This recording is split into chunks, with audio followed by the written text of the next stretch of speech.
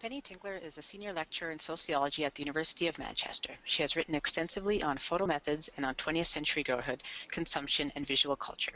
Her publications include Using Photographs in Social and Historical Research, Smoke Signals, Women, Smoking, and Visual Culture in Britain, and Constructing Girlhood, popular magazines for girls growing up in England.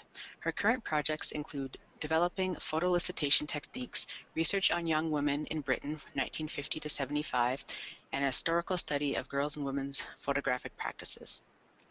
Penny, thank you very much for coming and speaking with us today. Well, thank you, Yvette and Ricardo, for inviting me to contribute to this very interesting series of research webinars. My talk is about using photos in interviews, in other words, photoelicitation, and I'll use those two terms interchangeably, photo interviews and photoelicitation. How does photoelicitation work? How can we use it productively in research? Now, these questions are important because photoelicitation is increasingly used in a variety of research contexts. This is partly because proponents of photoelicitation claim that the dynamics of photo interviews can be more productive than talk-alone ones. Photoelicitation is also valued because it can generate very rich data, stimulating people to talk about what they know, think, experience, feel, and remember. Another reason why photo interviews are increasingly common is because it's widely acknowledged that photos are polysemic. If we want to know what a personal photo means to its owner, or if we want to understand the significance of a photo taken by a research participant, then we need to engage with what people think about their pictures. Now, while some people can convey this through writing, most people find it much easier to do this through talk. Unfortunately, photoelicitation doesn't always meet a researcher's expectations in terms of encouraging talk and generating rich data. To make good use of photos and make sense of what people say about them, we need to understand how photo interviews work. In my presentation, I'll be drawing on the research of scholars from a range of disciplines, sociology, anthropology, geography, history, health studies, and more. But I'll also draw on my own research on the girlhood photo collections of middle-class women who grew up in England in the 1950s and 1960s. I undertook extended interviews with women now in their 60s and 70s who'd compiled photo collections during their youth, and my work involved photoelicitation and talk-alone interviews. I wanted to find out how women's personal photo collections could be used to learn about what mattered to these women in the past. In the process, I became intrigued by what women said as they showed me their photos, and I set about unravelling how they wove their accounts and what this revealed about experience, memory, identities, and histories. Penny, please, may I interrupt you for a second? I see that we still see your title slide. In case you have, in case you are changing to another slide, we haven't seen that yet. Okay, I'll be coming up in a second. Okay. Okay. Okay, good. Okay, thank you. Thank you very much. In the course of my talk, I'll introduce three of the women that I interviewed, Irene, Carol, and Helen. Now, one of the key points I want to make today is that understanding photo interviews is pivotal to making sense of what people say in them. I'll start by outlining how photo interviews differ from talk-alone ones and introduce the visual-verbal relationship. I'll then address how photoelicitation works. This includes reflecting on the photos that do and don't get people talking and why, and my ideas about how people remember with photos.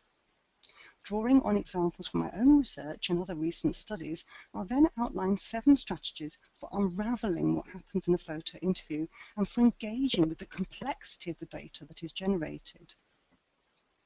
So what is a photo interview and how is it distinct from a talk-alone one? At its most basic, a photo interview is one in which the interviewee is invited or encouraged to look at and talk about one or more photos. These may be personal or found photos, i.e. pre-existing ones in archives online or in print media, or they're photos generated for the research by the interviewee or the researcher. The visual-verbal relationship is The visual-verbal relationship is what makes a photo interview distinct from a talk-alone one. At its simplest, this distinctiveness stems from the interviewer being asked to respond to the photos that they and the interviewee can see. The photo, as both image and object, provides a visible starting point for talk. One aspect of the visual-verbal relationship is that it involves several modes of engagement: looking, talking, and quite often physical forms of engagement. Because of this, photo interviews are complex sensory experiences involving sight, hearing, and often touch. They can generate feelings, physical sensations such as warmth or chill down the spine, and sometimes memories of previous sensory experiences such as smells. Another important feature of the visual-verbal relationship is its temporal characteristics. Photos represent a split second, and to say anything about the content involves talking either side of this moment, in other words, constructing an account. There is typically a temporal disjuncture between taking a photo and looking at it, and each viewing provides an opportunity to explain and confirm meaning on the occasion pictured. Viewing photos also takes place in time, at different historical and biographical moments, and this temporally specific context shapes how viewers relate to them. People engage with photos from the vantage point of their current personal needs, interests, and perspectives. Memory is another temporal dimension that shapes photo interviews, whether the research is about contemporary life or the past. For instance, in projects where participants are asked to take photos of everyday life and then talk about them, they often draw on memory to explain what's in their pictures, how and why they were taken, and the thinking that went into their decisions. The role of memory is, however, often overlooked by researchers when they reflect on what they've learned from using photoelicitation. So how does a photo interview work? In this part of my talk, I'll start by considering photos that do and don't get people talking. Photos are widely praised for facilitating interview dialogue. They encourage people to talk and can serve as icebreakers. They often take the pressure off of an interviewee by acting, as John Collier puts it, as a third party that both the interviewee and interviewer can engage with together. This lessens the need for eye contact and can help some interviewees feel more relaxed. Collaborative viewing of photos can also encourage rapport between the interviewer and interviewee as they work together to figure out what's depicted in a photo. Though there's a tendency to assume that photos enhance interviews, not all photos get people talking. The photos that seem most likely to get people talking are those that are relevant to them or otherwise meaningful, including personal photos.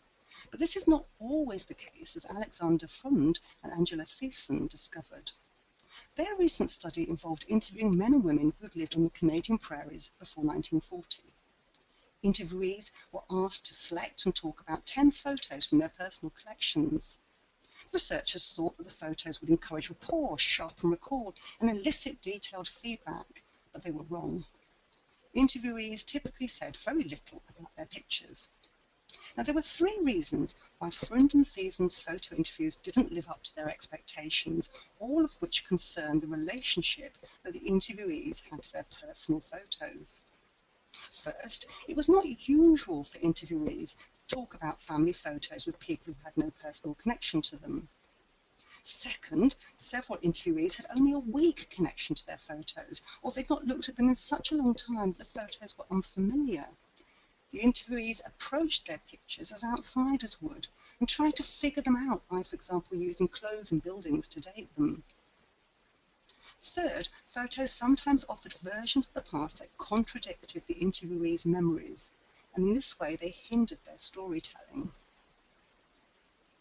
Photos can also have a muting or silencing effect by generating difficult feelings or memories, and I'll return to this point shortly. Another reason why photos don't always get people talking is that they don't interest and engage the interviewee. In a study of change in a farming community, Douglas Harper had mixed results for photo interviews. Harper used archival photos that were produced in the 1940s with great success in his interviews. When the farmers looked at the old photos, they saw details of work they'd not thought about for decades, and this got them talking. However, more recent photos that Harper had taken of the farmers' lives were less useful in the interviews, because they depicted scenes that were just too familiar. The images didn't interest the farmers. One important difference between photos that do and don't get people talking is the interviewee's assessment of how much work is required to explain what's featured. When the interviewee thinks a photo is obvious, they're less likely to look closely and talk about it. In contrast, incomplete or slightly unusual pictures are likely to be perceived as requiring interpretation. This explanation seems consistent with Harper's productive use of archival photos. Unusual photos of personally relevant people, places, things are often interesting to interviewees. Alistair Thompson interviewed English women about their experiences of migrating to Australia in the 1960s. He discovered that when the women viewed old personal photos enlarged on his laptop, previously unnoticed details were revealed, and the women gained a fresh perspective on familiar snaps, which encouraged them to consider them more closely and to talk more about them. When interviewing people about their personal photo collections, a lot can be learned from whether or not they readily or easily engage with particular photos, and I'd always encourage researchers to be attuned to this. Sometimes, however, a lack of engagement stems from an image being overly familiar or seemingly too obvious to need explanation. Whether working with personal, archival, or custom-made photos, I suggest it can be useful to consider creative ways of fostering the interviewee's engagement and interest. The work of science education historians is useful in this context. Ian Grosvenor, Martin Lorne, and Kate Roos-Menayer developed innovative ways of studying old photos of schools and school pupils to stimulate their own thinking and recollections. They used a montage method that involved looking at photos out of context and juxtaposing them with one another. This method succeeded in making the strange familiar and the familiar strange. It generated new questions and new perspectives on schooling in the past.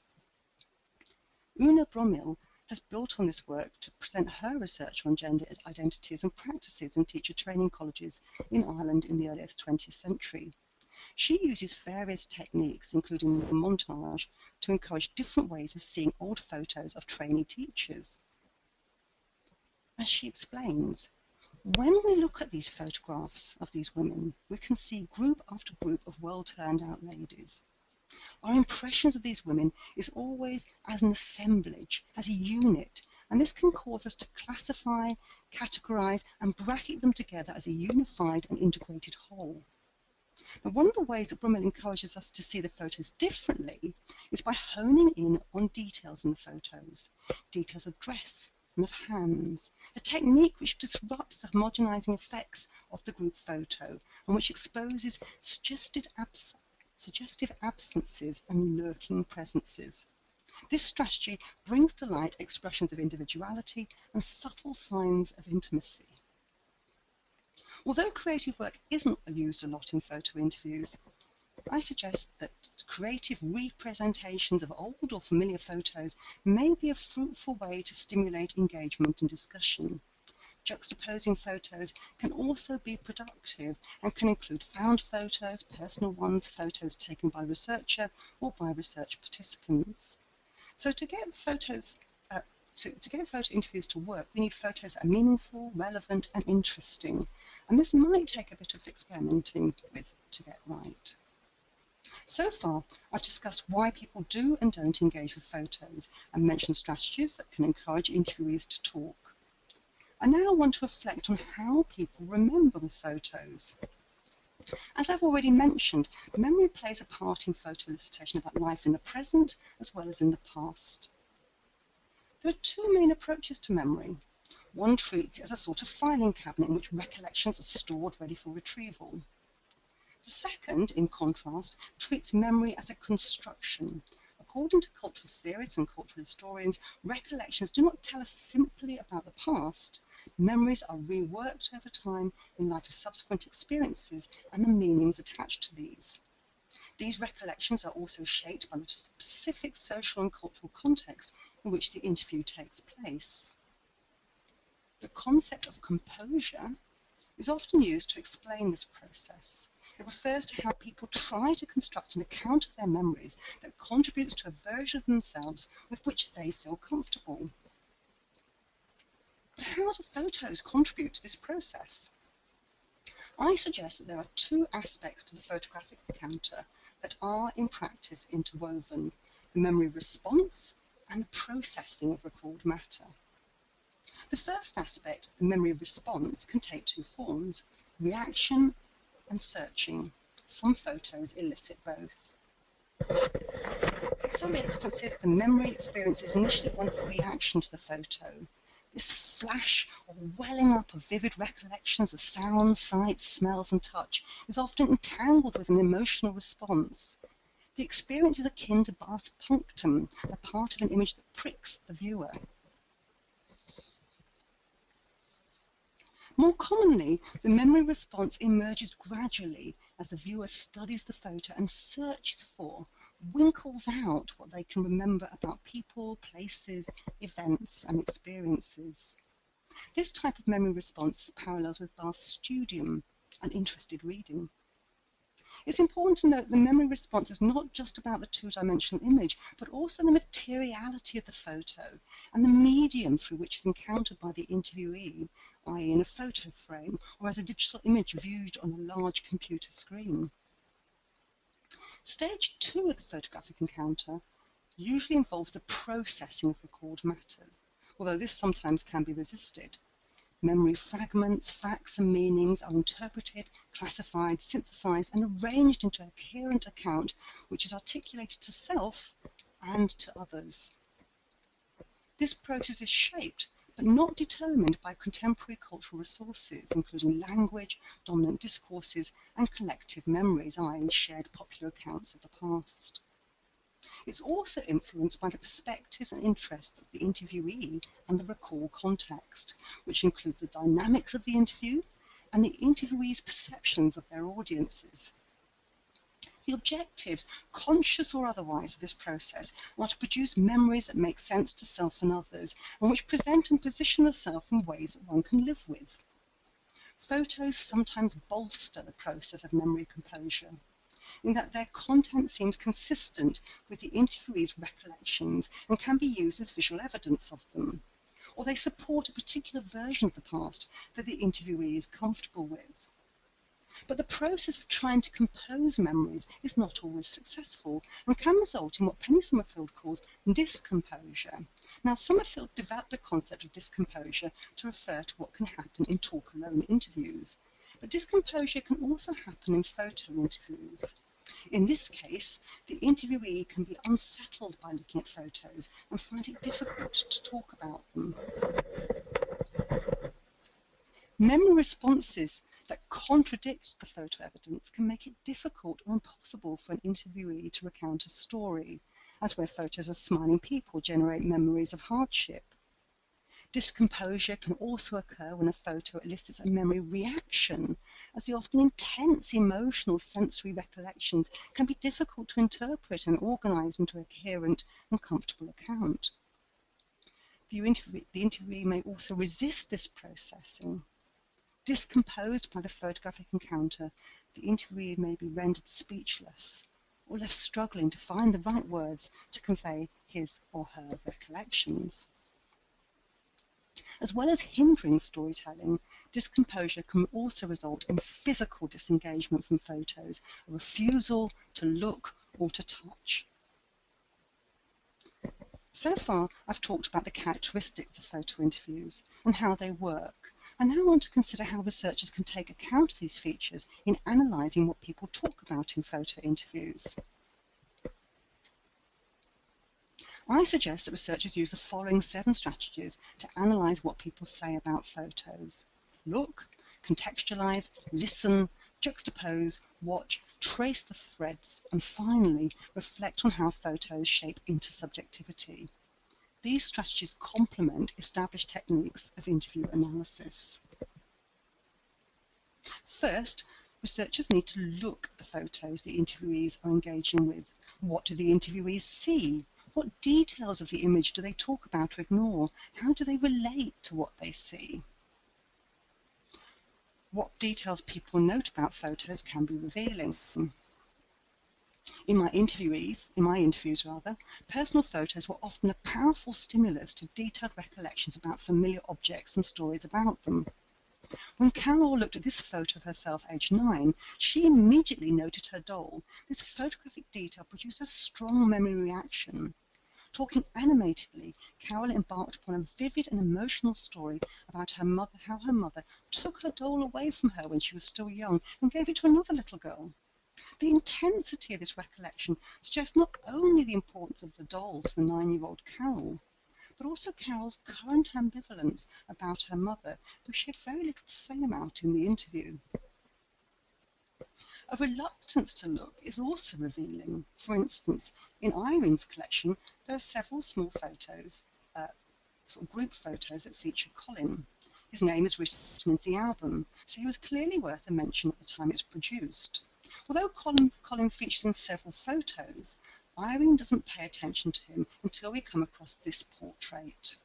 Because Colin is the sole focus of this photo, Irene felt she had to explain him to me.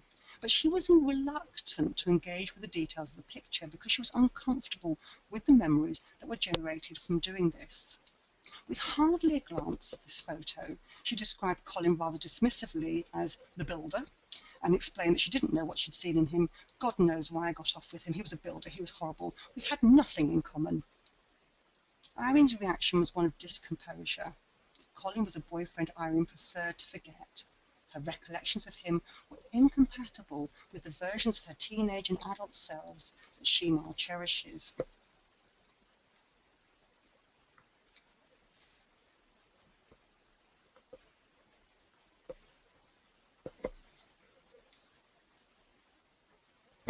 Sorry.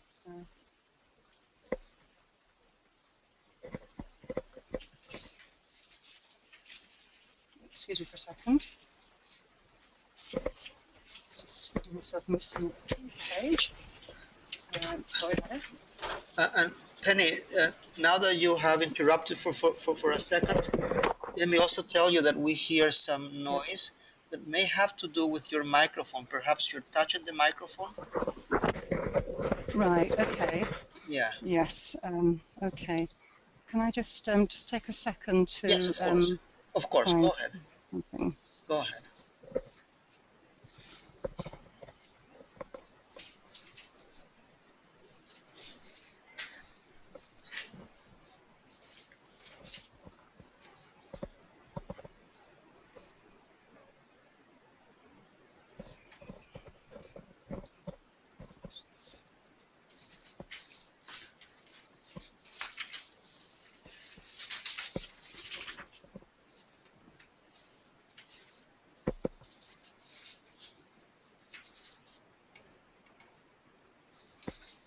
Okay, so I've just been talking about looking at photos.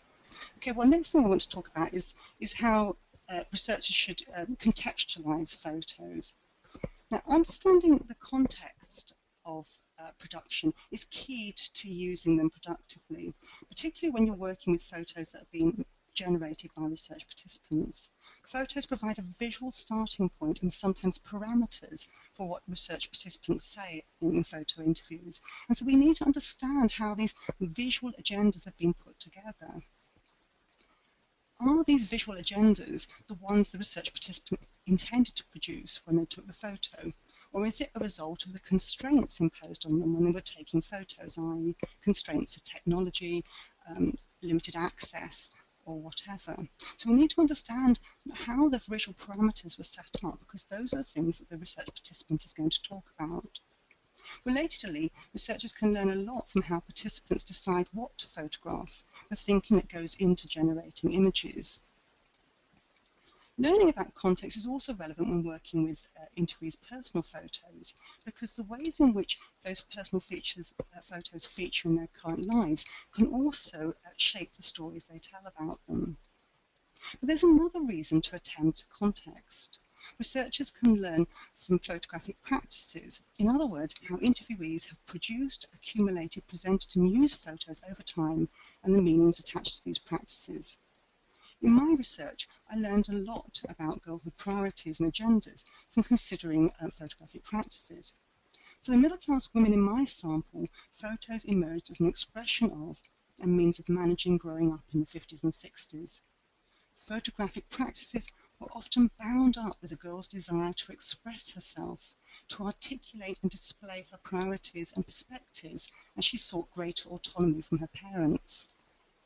Girls' photographic practices were also mobilised to manage transitions. In one case, photography was used to negotiate the relationship between father and daughter, as the daughter sought to take control of her appearance and to grow up.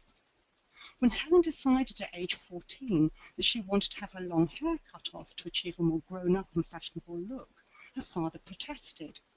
Finally, he succumbed, but on condition that Helen had a set of professional portraits taken before her hair was cut. Helen agreed, and 48 studio prints were subsequently produced and deposited in the family album. Photos provided a means for the father to hang on to his cherished vision of Helen as a child at a time when she was manoeuvring for change and greater autonomy. My third point is that we need to listen to accounts, and utilising established interview techniques, attend to what is said and the silences that may result from what is forgotten or from topics too difficult to talk about. We also need to hear how stories are delivered. Fluency, velocity, rhythm, tone. This provides clues as to whether tales are well rehearsed or composed in the interview, and whether they result from a past experience that made an impression. When using personal photos, listen also for evidence of the layering of memories. As already mentioned, photos provide an opportunity to construct an account, but the image, its material form and presentation provide multiple stimuli and can generate layers of interconnected memories.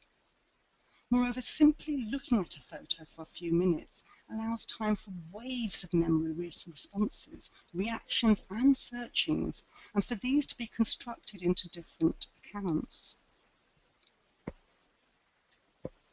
For example, Carol's discussion of a girlhood photo of her best friend brought up memories about the joys of teenage friendships, but also the page on which the photo was displayed generated memories of Carol's later experiences in an oppressive marriage during which her husband vandalised her girlhood photo album, destroying many of her pictures. My fourth strategy is juxtaposition.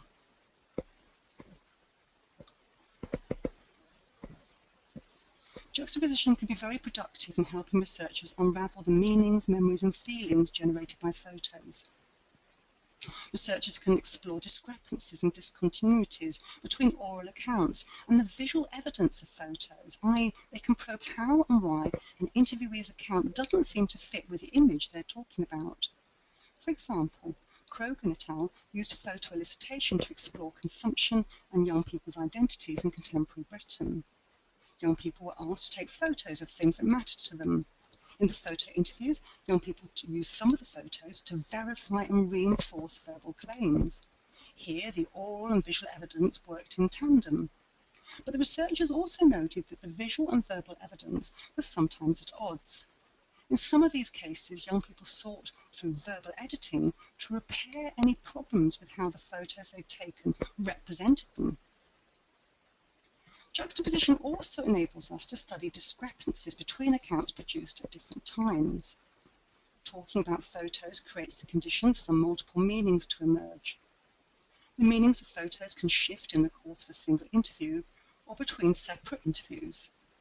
Whenever interviewees are involved in the production of photos, the interview creates space for exploring and juxtaposing meanings made both within the photo interview and at the point of taking the photos. If using participant-generated photos, the initial description of the photo recorded in the diary, logbook or caption can be juxtaposed with the account produced in the photo interview. In this study of people's experiences of being in hospital, Radley and Taylor actually accompanied participants as they went about taking photos, and they made notes about how people decided what to photograph. These accounts were subsequently read alongside what participants talked about in the photo interviews, and the two types of data worked very well together to enable the researchers to explore the experiences of being in hospital. When working with interviewees' personal photos, accounts produced in the photo interview can sometimes be juxtaposed with evidence of much earlier meanings. For example, Alistair Thompson juxtaposed interviewees' personal photos from the 1960s, accounts produced in the recent photo interviews, and evidence of earlier meanings derived from descriptions of photos that had been made in letters and diaries. My fifth strategy is to watch how interviewees physically engage with photos and collections as visual and material things, and how they react when touching, viewing, and talking about them.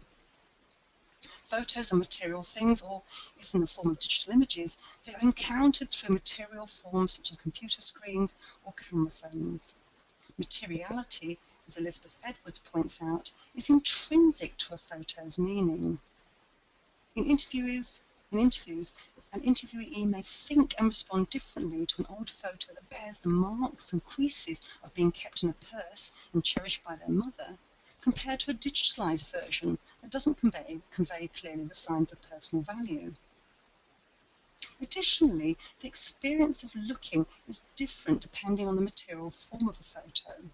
Studying a photo that can be held in the hand and turned over is different from looking at photos in a large album that has to be laid on a table. Another aspect of materiality in photo interviews is what Gillian Rose calls the materiality of seeing. This has two aspects. First, that physically touching photos, stroking them, or even stabbing at them is often integral to the process of seeing what's in the photo. Second, that looking produces physical reactions and sensations.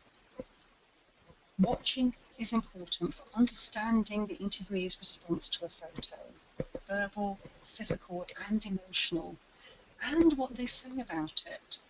It allows the researcher to engage with materialities in the photo interview and physical forms of engagement. For example, Carol was enthusiastic about being interviewed about growing up and very willing to show me her photos. But her reluctance to physically interact with her photo album compounded my impression that the photo interview produced complex and unsettling memories for her. The only photo that she held, almost protectively, was a loose one that featured her father. In contrast, Irene was physically very involved in sharing her photos with me. She often handled her photos and albums, and with the exceptions of pictures of Colin the builder, she seemed at ease with her photos and the memories she narrated as she engaged with them. When working with collections of photos, the sixth point is to trace the narrative threads that are woven through the interviewee's account. Talking about a photo collection, especially an album, is a different experience for an interviewee than reflecting on a few photos they have selected to speak about. There are several differences, but I'll discuss only one.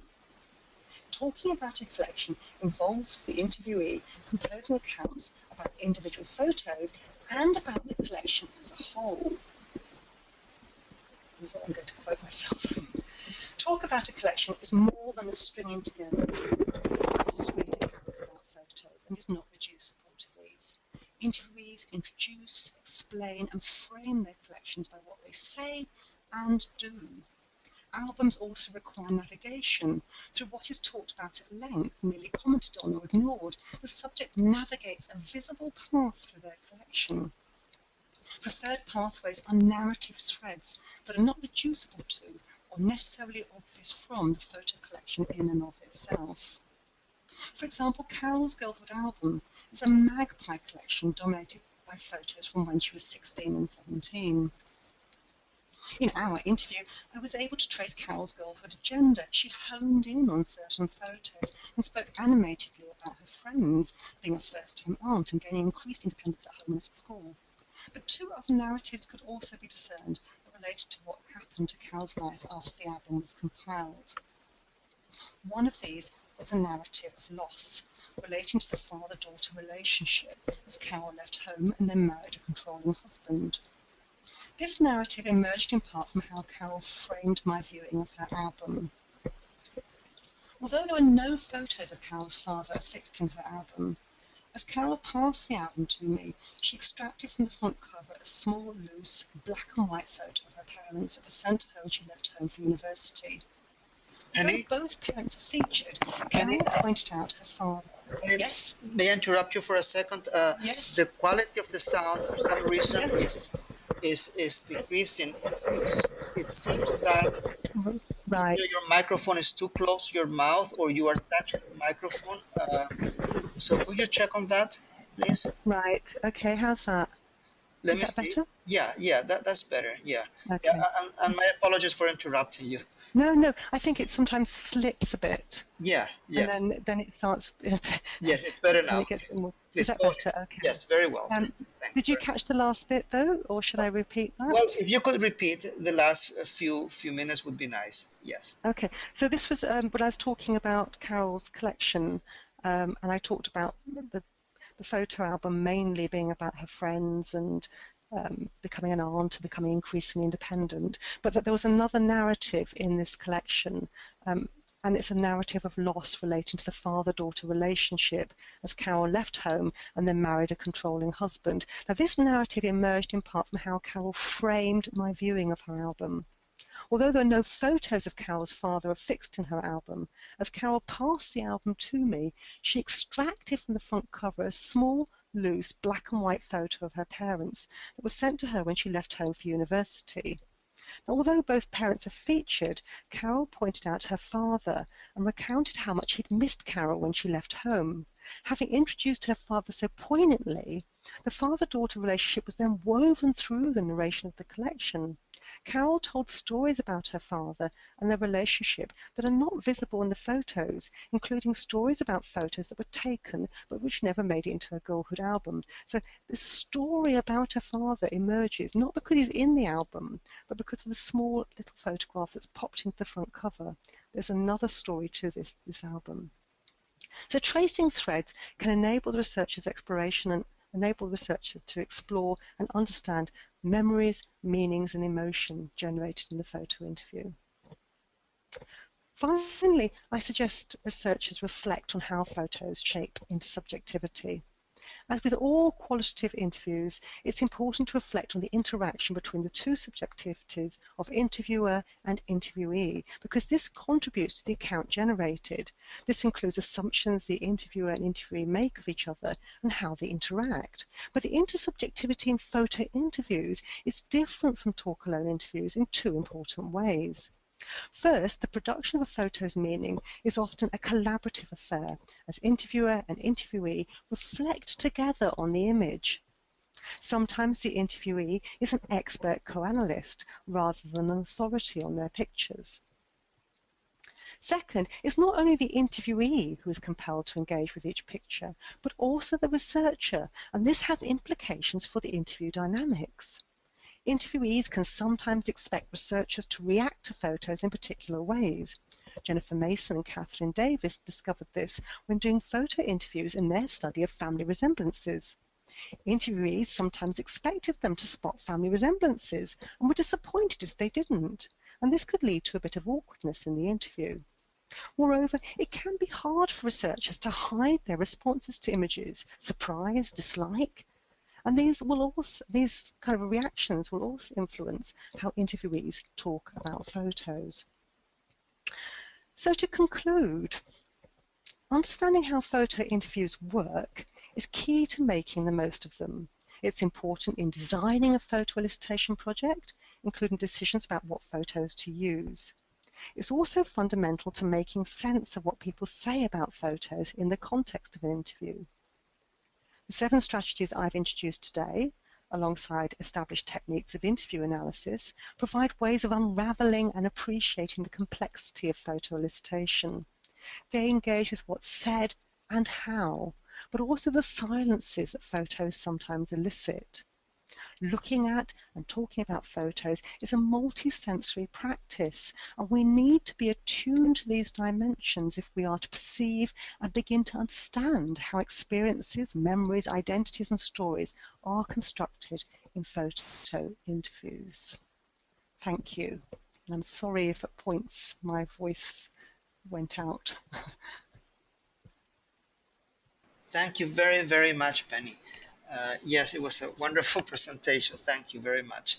Let me see if anybody has any questions. and I think we have some already. I'm going to ask, let me see, just a second here. Kenny, Kenny wrote the following, okay, just a second, let me get it here from the list of questions.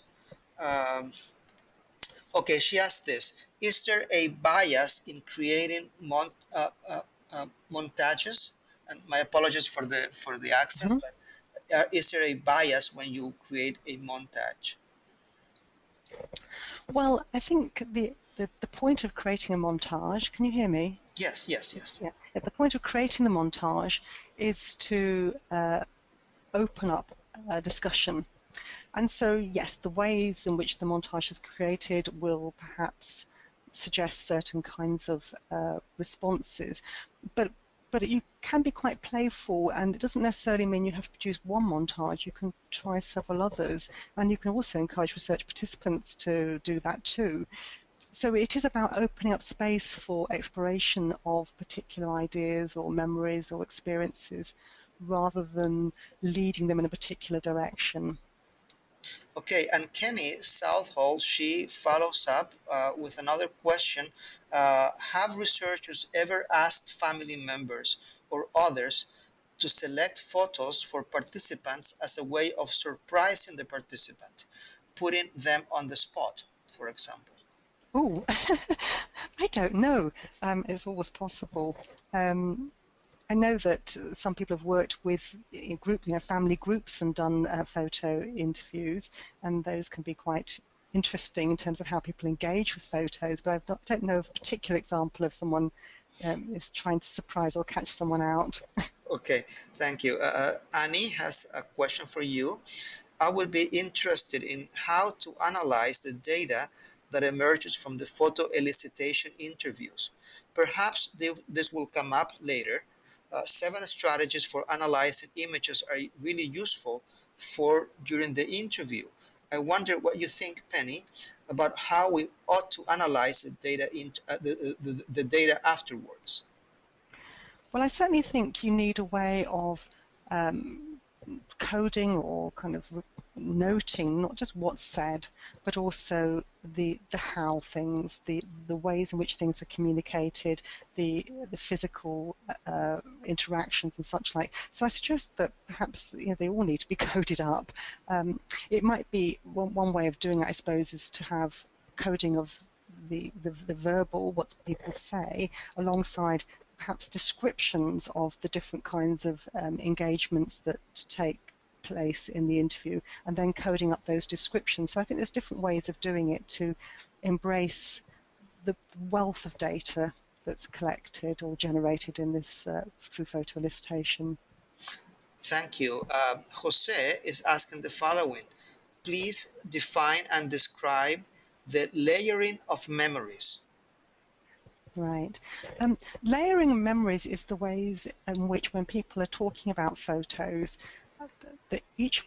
that the photo has been a part of their life often for quite some time, and so what happens is that there are memories that relate to the photos at different points in their life. So when I talked about Carol's photograph, there was a photograph and the memory around when it was made, which involved her friends, and then there was a set of memories around the destruction of other photos linked to that one, which came much later. And for some of the women that I spoke to, and of course other people might find this in their interviews, that the photograph has a role to play in contemporary life, and there'll be memories around that. So you'll get several different layers of memory that all coalesce around one image, so they relate to different points in time. Okay, thank you. There is a question from Susan, and this is the question. Thanks for this interesting presentation.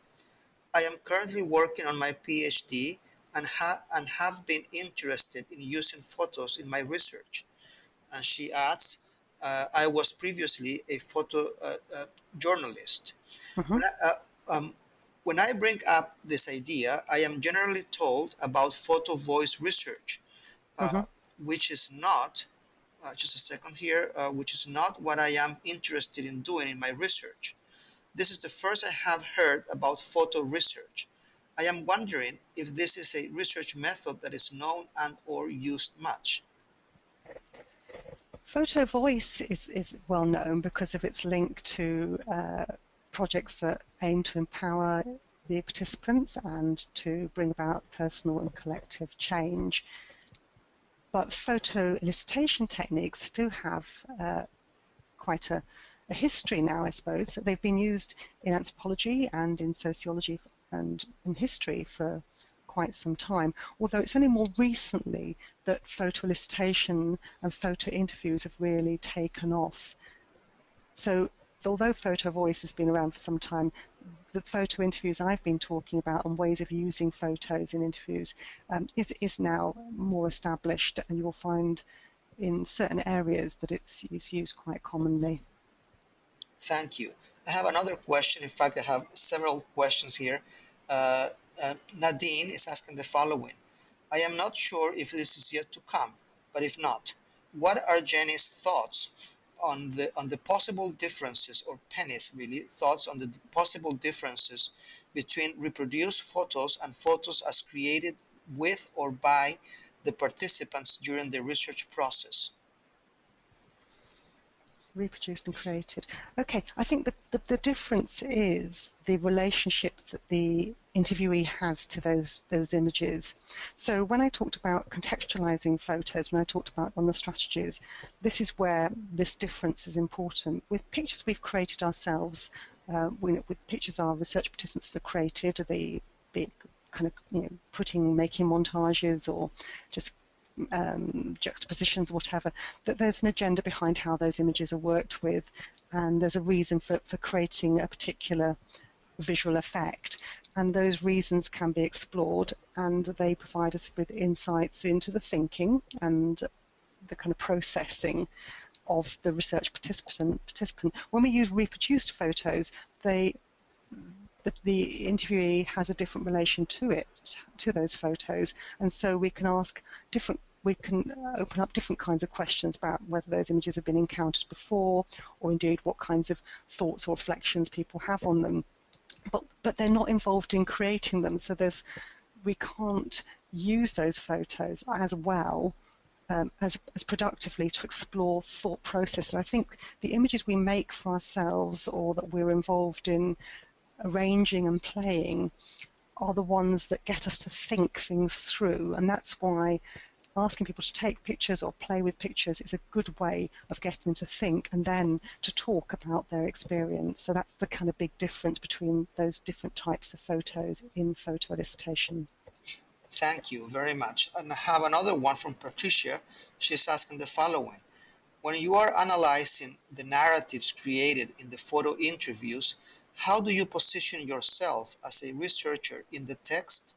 Do you give voice to yourself? That's an interesting question. I think it's always important when we talk about interviews to be aware of where we as researchers are coming from. And when I talked about strategies, I mentioned intersubjectivity at the end, and of course that's kind of key. When I do my own work, I found myself becoming increasingly aware, as I've worked more with photos, of how I relate to them. And I haven't actually so far written myself in to my accounts, although I have taken my role into account. I think it might depend on the kind of writing you're doing as to how much you say about the ways in which you have been engaged in looking at photos. I certainly found that some of my reactions to photos that my interviews showed me were important for the dynamic of the interview, but I've not yet been in a position where those particular dynamics have been necessary to talk about in the writing or necessary to write about. Okay, thank you. I have another one, and the list is long of questions that are coming up. But the next one by Claire is the following. Have you ever used video footage in a photoelicitation interview, and does it change the dynamic? Right. I've personally not used video footage, and I think it would adjust or shape the interview dynamic as all factors do. It's just another factor we'd have to take into account when thinking about what's shaping the talk that goes on. And of course, video footage can enable you to see certain aspects of the engagement that goes on in photo interviews, so that can be very useful, but it also leaves other things out. And I suppose if you're going to use videos, we've got to think about what it brings into focus and what it doesn't, and not allow ourselves to think, oh, we have a visual record as well as an oral run of this photographic encounter, and feel kind of complacent. I think we still need to be very careful to make notes and record our perceptions of how people are engaging in looking at pictures and talking about them. Thank you. I have another one here from Jan, and the question is this: can you talk about the backgrounds of photos? In my work, the vegetation behind the historic photos is important. Is there a caution you would suggest with respect to prompting the interviewees to discuss the setting, vegetation behind the subjects? Well, I think exploring the context is important. And as I said, one of the strategies I would always use in working photos is to try and find out a bit about the interviewee's relationship to that photograph, the background of it, where it's come from, where they've, even if it's a found photo, have they encountered it before, and if so, where? And if it's a personal photo, then trying to find out a bit more about how it fits into that person's life. If it's a photo they've made, I also want to know about how it's been made. I want to know about whether they've been looking at it since they've taken it, or I think the background of photos is always important. It's part of the context that we need to make sense of people's talk about photos. Thank you. I have one from Liliana, and Liliana is asking this: has this methodology been used to conduct interviews with children? Yes. Photo interviews are often seen as particularly useful when working with children, and some researchers think that children particularly like working with photos, and they're much more willing to talk and engage than if you just do talk-alone interviews. I think the evidence is mixed for that, but kids do tend to enjoy taking pictures and talking about them, and yes, it's quite well used, particularly in sociology, and in some areas of education, gender and education studies. Thank you. Lynette has another question for you. Do you have any advice about how to explain to participants what you would like them to do, especially when trying to explain what types of photographs you would like them to take? Right. I think it's very important, and I'm glad this question's come up. If you want to do photo interviews with people, looking at the photographs that they've taken, it's absolutely crucial to think very carefully about the advice you give them about what kinds of pictures to take. And this comes down to what your objectives are. Sometimes you don't want to set the parameters too tightly, and that's fine, but you have to make an informed decision about that. Other times it's better to have a script and to give guidance about photographs. People do often feel unsure about what kinds of things to photograph, and so you often have to give advice and respond to questions. But it's quite a big area, this, but I think it's really important not to just think, oh, give someone a camera, go away, take some photos, and we can talk about them. You do need to think about what you want them to do. You need to think about the different kinds of pictures and conversations that will be generated from asking people to just take photos of something they find interesting, as opposed to photos that answer particular questions you've given them. I also think it's important, coming back to one of the earlier questions, when you then do the photo interview with someone with photographs they've taken, that you actually explore the ways they went about taking those photos. Were they able to take the kinds of photos they wanted to take? Did they have the right technical facilities on their cameras? Did they have access to the places they wanted to have access to? Were they encouraged to take photos by friends or family? Were they assisted, or were they restricted by working on their own? All these kinds of things are really important to take into account, because these shape the visual agenda that the photos they've made bring to the interview, and so you need to kind of be able to assess that visual agenda. Thank you. I have one from Aine, and she's asking the following: she starts by saying, fascinating seminar, thanks Penny. And this question is related to the one before on children. But I think I would still like to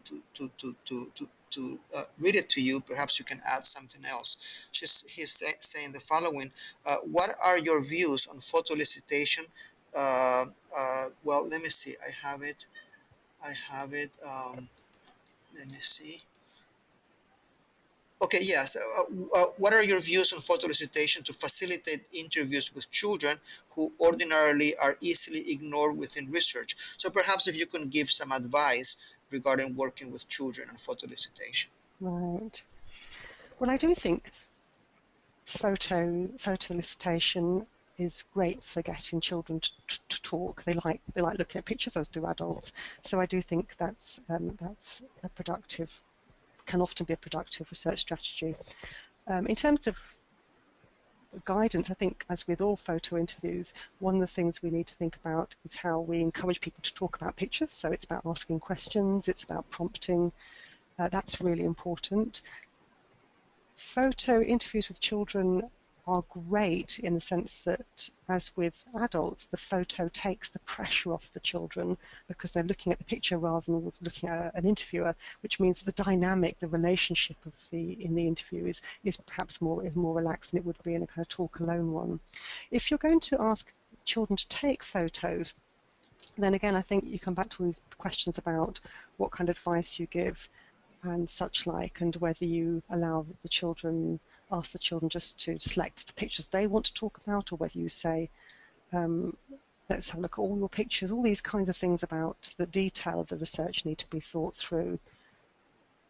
I was going to say, one of the other things I was going to say about children and photographs, and indeed adults and photographs, is if people choose the photographs they want to talk about, you're giving them a kind of say over the kinds of things that they want to bring up. So they have some kind of say over the agenda for the interview if they're selecting which pictures they want to use to talk around, and that can be important, and it can give people, and children in particular, a voice.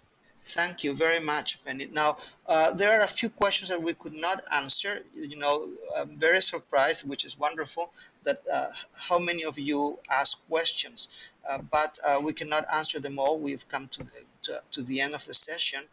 Those of you whose answers could not be answered, perhaps you could. Let's do this. Well, you could send those questions to me, Penny. Would that be okay? And then I send them to you. Yeah? Yes, that's fine. Yep. Yeah. And when I say to me, all you have to do is reply to the email message that you have been receiving from us about this presentation. And then you can ask your question. I will forward that to Penny. I would like to finish by asking Yvette to say a few words to say goodbye. Yvette, I will give you the microphone. In fact, you have to unmute yourself, Yvette. Okay, thanks, Ricardo, and thanks, Penny. That was a really great presentation. Just want to let everyone know that the Thinking Qualitatively workshop series is taking place in a couple weeks here in Edmonton, and registration is still open for that. As well, the Qualitative Health Research Conference taking place in October. Abstract submissions are now open, so you can go to iiqm.ualberta.ca and register for the TQ or to submit your abstract to QHR. Okay, thank you, Vet. Now, you will be receiving, all of you, an email from us, an automated message in a few hours, and that message will include the location, the website where you have to go to download or to watch the video of this presentation, and to also download the PowerPoint that Penny used today. And I would like to thank all of you for having joined us today, and I want to invite you to come to the next one. On this email message, you will see the website, and you can see the calendar of presentations. Your support is very, very much appreciated. Thank you, Penny, for the presentation, and thank you, all of you.